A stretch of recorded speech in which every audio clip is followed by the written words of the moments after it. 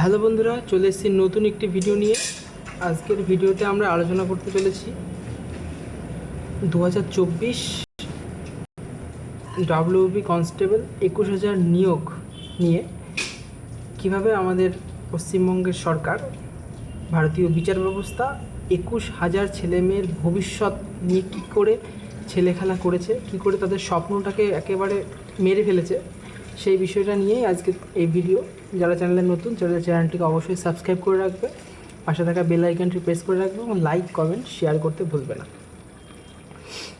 তো প্রথমে আমরা বলি, এই যে ভ্যাকেন্সিটা 2024 রিক্রুটমেন্টের যে ভ্যাকেন্সিটা,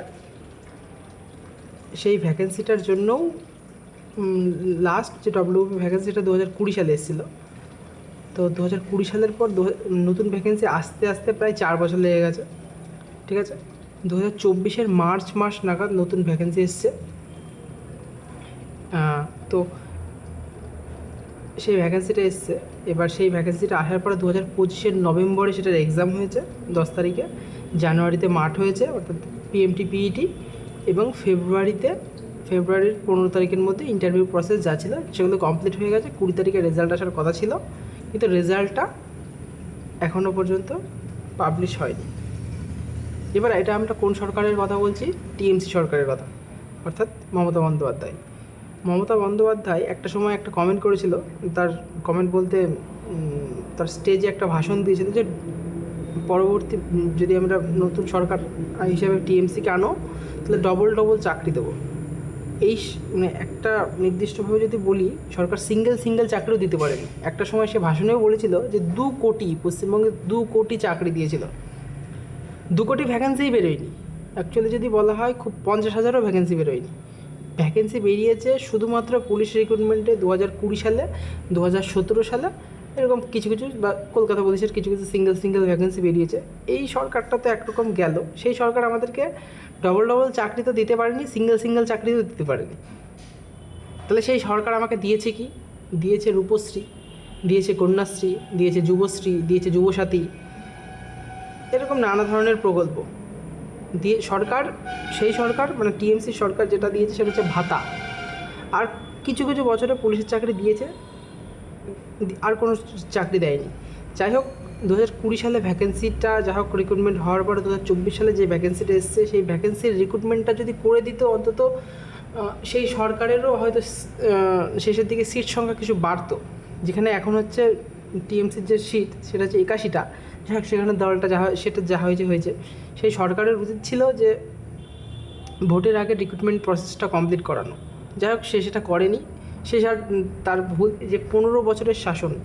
ঠিক আছে, এর আগে হচ্ছে যখন সিপিএম ছিল, সিপিএম 34 বছর রাজত্ব করার পরে তারপরে তো টিএমসি সরকার এলো। টিএমসি সরকার 15 বছর রাজত্ব করেছে। তাহলে রাজত্ব করার পরে কিন্তু তাদেরকে এই যে টাইম পিরিয়ডটা আস্তে আস্তে কমতে আসছে। প্রথমে আমরা 34 বছর একটা লোককে দেখতে তারপরে যখন মানুষের বিতৃষ্ণা হয়ে গেছে, তারপরে টিএমসি সরকারকে এনেছে। টিএমসি সরকার যখন প্রথমের দিকে কিছু রিক্রুটমেন্ট করেছিল, কিন্তু শেষের দিকে একেবারেই অবস্থা বেহাল হয়ে পড়েছিল। ঠিক আছে, সব মেনে নিলাম, কিন্তু লাস্ট রিক্রুটমেন্টটা করা উচিত ছিল, কিন্তু সেটা করে যায়নি। তো এরপরে এসছে কে? নতুন সরকার, শুভেন্দু অধিকারী, বিজেপি।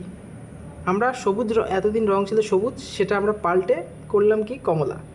সেই সরকার আমাদেরকে আশা দিয়েছে। কি আশা দিচ্ছে? প্রায় 3-3.5 মাস হতে চললো। এই 3.5 মাসে আমাদেরকে যে আশাগুলো দেওয়া হয়েছে, সেগুলো কি?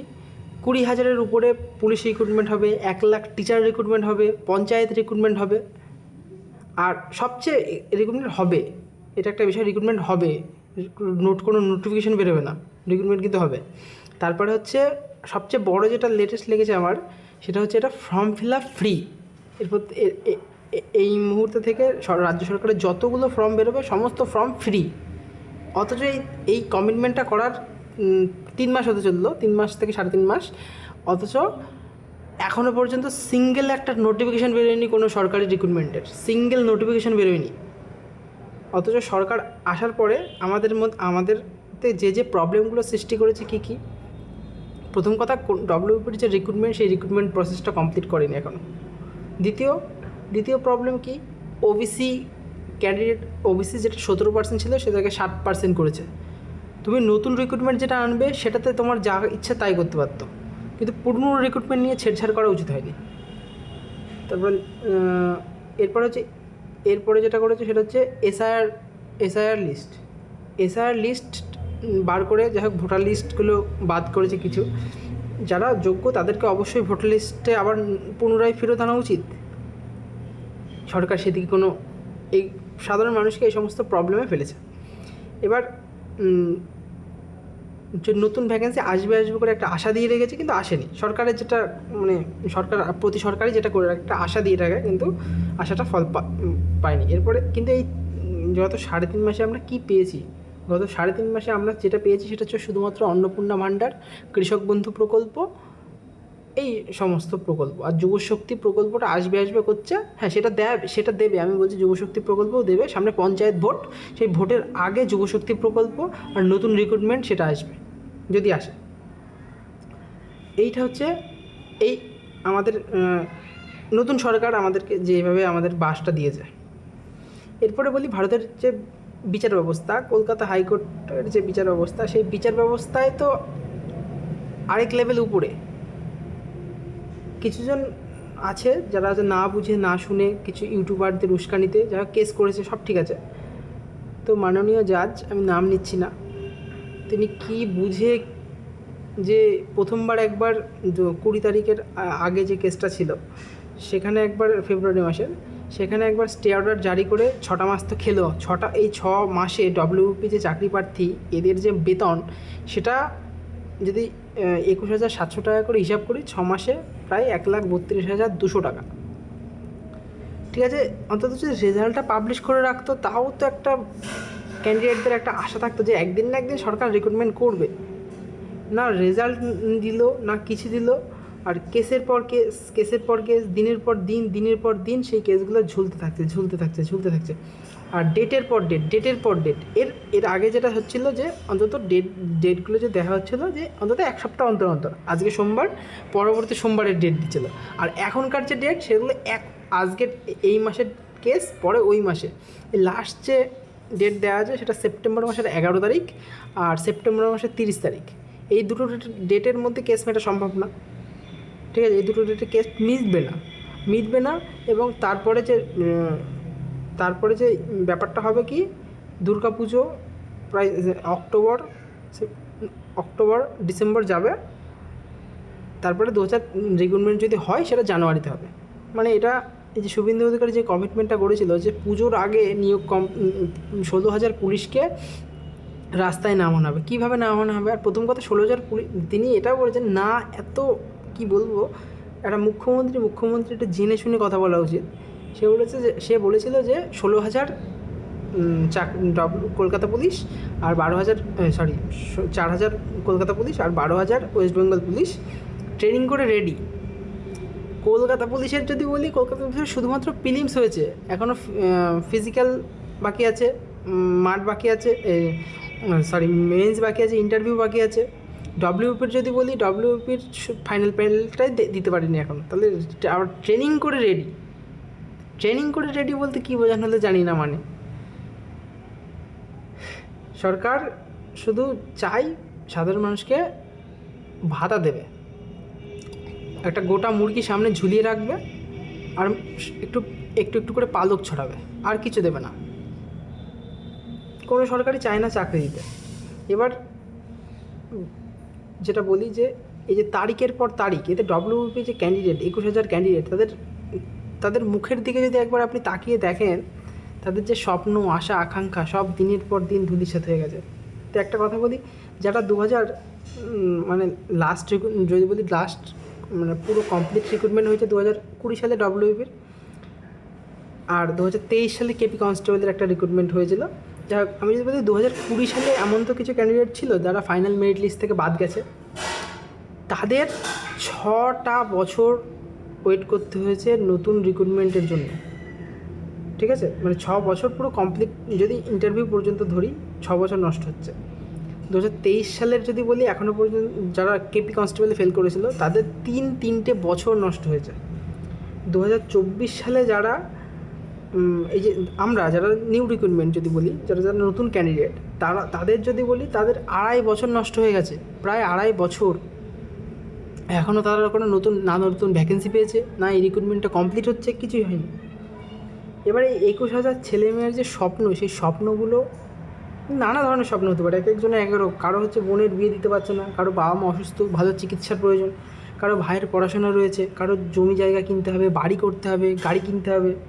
কেউ তার প্রিয়জনকে কথা দিয়ে এসছে যে ডব্লিউবির রিক্রুটমেন্টটা এই ফেব্রুয়ারিতে রেজাল্ট দেওয়ার কথা ছিল, সেই হিসেবে সে কথা দিতেই পারে, তার প্রিয়জন থাকতেই পারে, ঠিক আছে। কিন্তু সে প্রিয়জনকে কতদিন তাকে আশা দেবে? ফেব্রুয়ারিতে যে রিক্রুটমেন্টটা হওয়ার কথা ছিল, সেই রিক্রুটমেন্ট 2024-এর যদি বলি, সেটা 2024-এই কমপ্লিট হওয়ার কথা।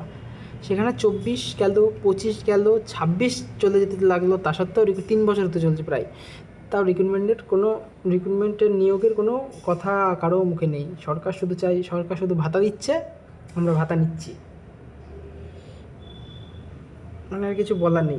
এই 21,000 ছেলেমেয়ের মধ্যে একটা ঘটনা আছে, মুর্শিদাবাদের একজন সুইসাইড করেছে। 21,000 ছেলেমেয়ের বেশিরভাগ এখন ডিপ্রেশনে। অনেকে ভুলে গেছে যে এই রিক্রুটমেন্টে তারা যুক্ত ছিল। এই রিক্রুটমেন্টটা মানে এই যে ডব্লিউপির যে পরীক্ষাটা, সেই পরীক্ষাটা দিয়েছে, পিএমটি পিইটি কোয়ালিফাই করেছে, ইন্টারভিউ দিতে গেছে, এটা অনেকে ভুলে গেছে। নতুন রিক্রুটমেন্টের জন্য রাজ্য সরকার তো এই মুহূর্তে রিক্রুটমেন্ট নেই, সেন্ট্রালের জন্য ভাববেই নাই বা কেন। এবার যারা এই চাকরিটা অনেকের কাছে একটা ইমোশন, এই যে খাকি উর্দি পড়াটা একটা ইমোশন। এই ইমোশন মানে রাজ্য সরকার, ভারতীয় বিচার ব্যবস্থা, পুরনো সরকার সবাই হচ্ছে এই ইমোশন নিয়ে খেলেছে। মানে আরে নতুন সরকারের কাছে এর আগে যখন টিএমসি সরকার সিপিএমকে হারিয়ে এসেছিলো, লোক দেখানোর জন্য হলেও তো অন্তত 1 বছর 2 বছর, প্রথম 5 বছর ঠিকঠাকভাবে কাজ করেছিল। কিন্তু এই সরকার শুধু সাধারণ মানুষকে হয়রানি করছে। তাই আমার বিনীত নিবেদন, স্যার 21,000 চাকরি প্রার্থীর মুখের দিকে একবার তাকান এবং তাদের রিক্রুটমেন্ট প্রসেসটা খুব শীঘ্রই কমপ্লিট করে দিন।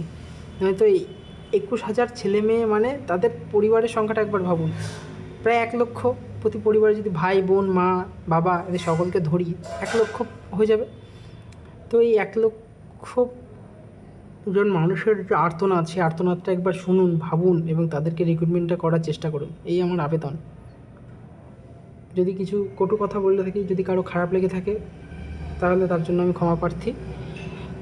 ভিডিওটি যদি ভালো লেগে থাকে তাহলে অবশ্যই আমাদের চ্যানেলটিকে সাবস্ক্রাইব এবং পাশে থাকা বেল আইকনটি প্রেস করে রাখবেন এবং লাইক কমেন্ট শেয়ার করতে ভুলবেন না। দেখা হচ্ছে পরবর্তী ভিডিওতে।